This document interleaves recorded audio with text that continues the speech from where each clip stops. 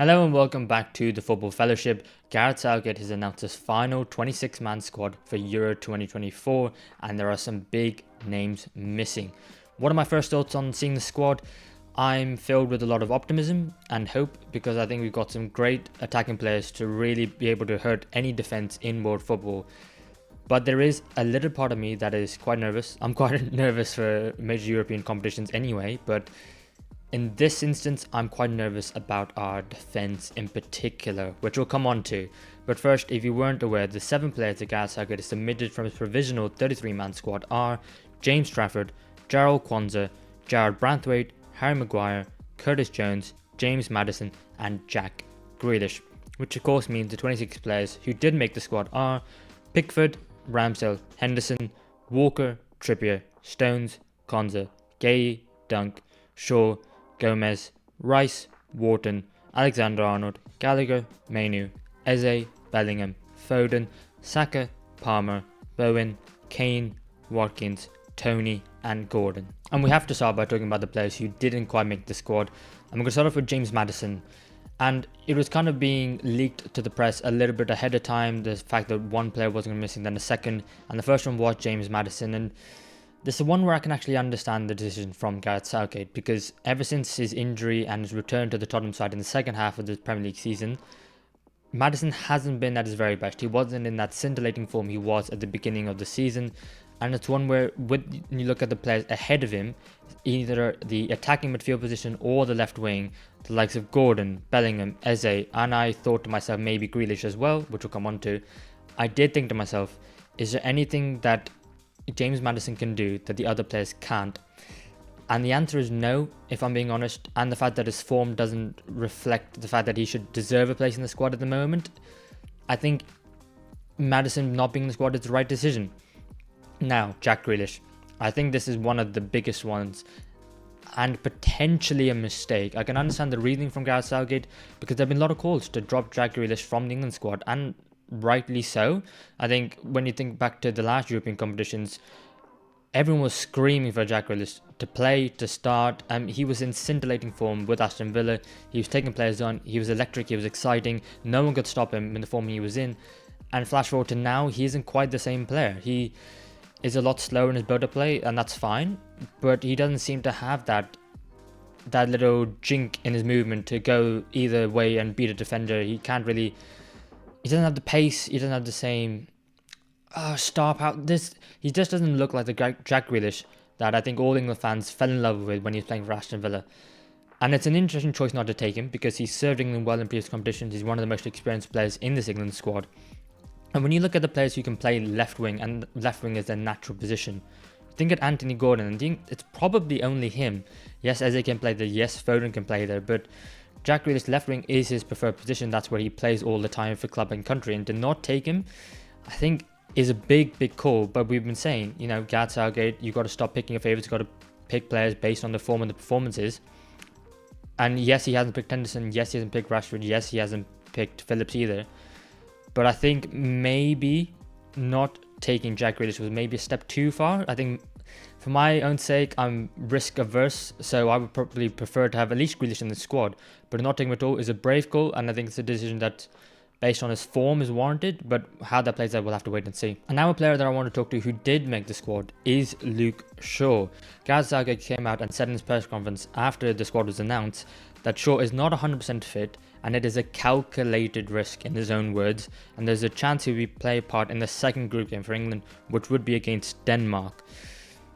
How do I feel about Shaw going? I don't mind it, because when you look at the entire defence, he's the only left-footed in the entire defence, and he's the only natural left-back in the squad. So I don't mind it. However, he hasn't played since February. I was really hoping he plays a couple of games towards the back end of the season for Man United, maybe get into the FA Cup side for the final.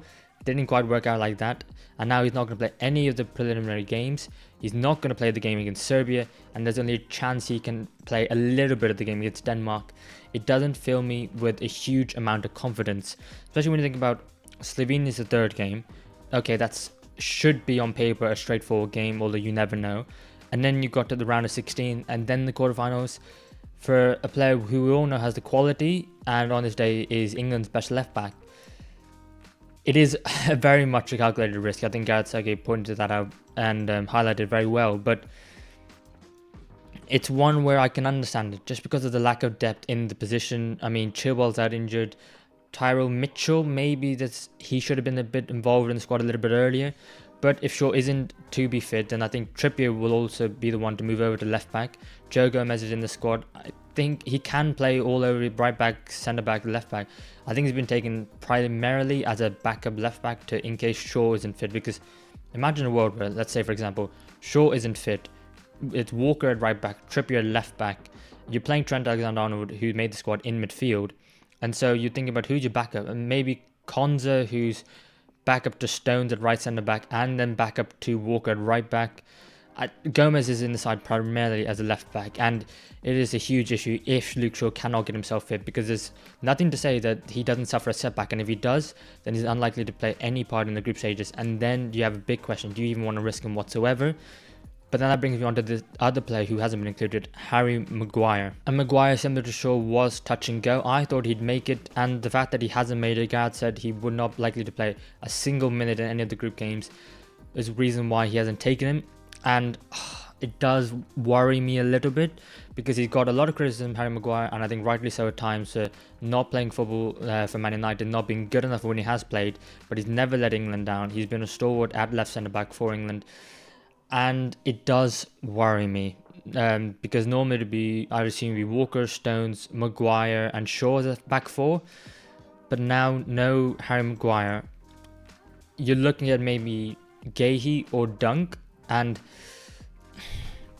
I don't mind either player. I think they're both really good players. But when you're talking about coming against the likes of Germany, Spain, Portugal, France, it does worry me. I mean, John Stones, not at all, but my God, could you imagine if John Stones picks up an injury, like cross your fingers, cross your arms, whatever, your whole body, touch wood, whatever you have to do.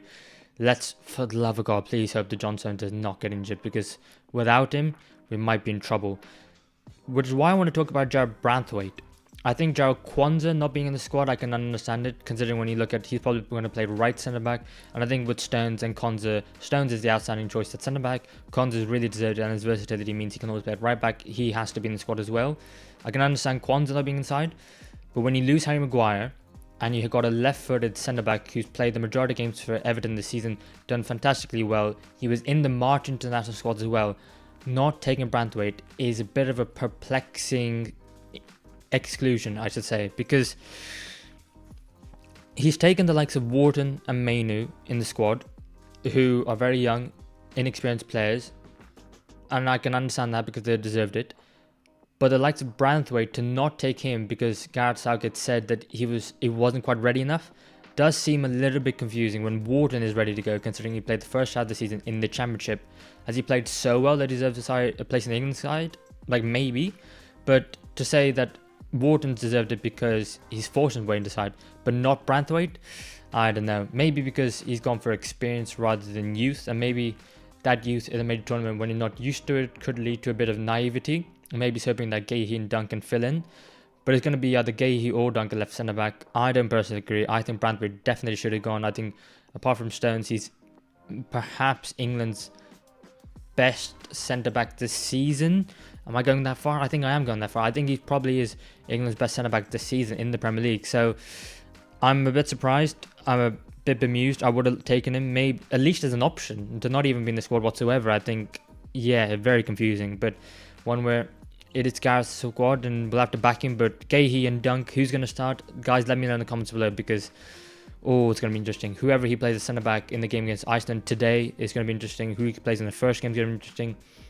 I would probably go for Gahey over Dunk, just because Dunk in the game against Belgium, I think he had a bit of a stinker, and for me he played himself out of the side completely. But considering the fact that Maguire is not fit and he decided not to take Branthwaite, Dunk is in the squad, but for me I would go Mark Gahey. And then when you look at the people who he's included in midfield, the midfielders are Rice, Wharton, Alexander-Arnold, Gallagher, Mainu and Bellingham. And to me, that kind of hints the fact that I think England are going to play with a double pivot in midfield.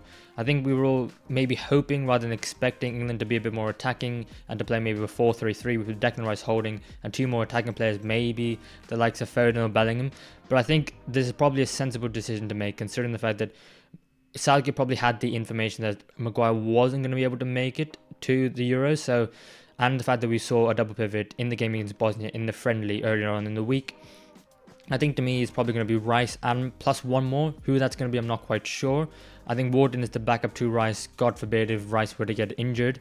And I think alongside him will probably Trent, maybe Gallagher. If England are losing in the game and behind and really need to go for it, it might be Rice and Bellingham, and then a more attacking player in the number 10 position. But I'm okay with the midfielders. I don't think Curtis Jones should have gone. I think his inclusion was a bit surprising anyway. I think we all probably expected Jordan Henderson to be in that side. He dropped Henderson, which I think was absolutely the right decision. But Jones, lack of minutes towards the tail end of the season, probably not been playing as good as the rest in recent weeks as well. I think that was the right decision. And finally, of course, James Trafford not making it. I think we all expected that. I think Pickford, Ramsdale and Henderson are much better goalkeepers than him. Yes, maybe you could look to the future, but Pickford being the number one, Ramsdale not playing too many games this season, you want a goalkeeper who's playing, and for me, Henderson, yeah, absolutely, especially when Nick Pope wasn't selected for the side either. And then up top is where we're all, I think everyone is super excited about England, because it's the forward players who could really do something for England this tournament and hopefully win us the Euros. I mean, think of the likes of Saka, Palmer, Bowen, Kane, Watkins, Tony, Gordon, Bellingham, Foden, whoever, Eze. I mean, they're all fantastic options, and I think they all absolutely should have gone. I think Eze is in the squad just because of the fact that he's played so well in the last few weeks under Oliver Glasner for Crystal Palace. Crystal Palace actually the side with the most representation in this England squad. Big up Crystal Palace. But I think Eze maybe on the left-hand side, as he played against Bosnia, was the best player on the pitch by a country mile. He's absolutely played his way into that side. Gordon maybe there as well, but the right-hand side is absolutely stacked. You got Saka, Palmer, Bowen. You can play Foden out there maybe as well if you wanted to. I think I'm quite happy about the fact that Bowen's made it. I think, like I said earlier, when you look at profiles and who you need in the squad, I think Bowen's definitely not a starter. He's off the bench, and I think off the bench he's electrifying. He's quick. He's a different tempo to everyone else, because I think Saka, Palmer, Foden all want to slow the game down and maybe beat a man and maybe try and find a pass. But I think Bowen, he's going to run and run and run. I think that's exactly what we need off the bench. And finally, Southgate decided to go with 3 strikers up top: Kane, Watkins and Tony. And I'm fine with that, just because Harry Kane has picked up a bit of a back issue towards the back end of the season, hasn't been playing games too often, and I suppose if you're not 100% sure on Kane, then you probably need 2 strikers to go with him. I suppose if Kane was fit, it would be interesting to see if maybe one of Watkins or Tony dropped out and maybe Grealish came back into the squad. We'll have to wait and see, but I think, hopefully, fingers crossed again, Kane is fit. I mean, if Kane wasn't to be fit, I'd start Ollie Watkins personally. I think he's a phenomenal season, one of the best players in the Premier League, and I think Tony, he's there for something a little bit different.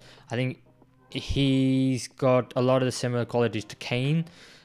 I'm not sure he is a better option than Watkins, but I can understand taking him nonetheless. I don't think it's too big of an issue, but I think, yeah, there's a lot of reason to be optimistic, a little bit of reason, especially in the defense, to be a little bit pessimistic.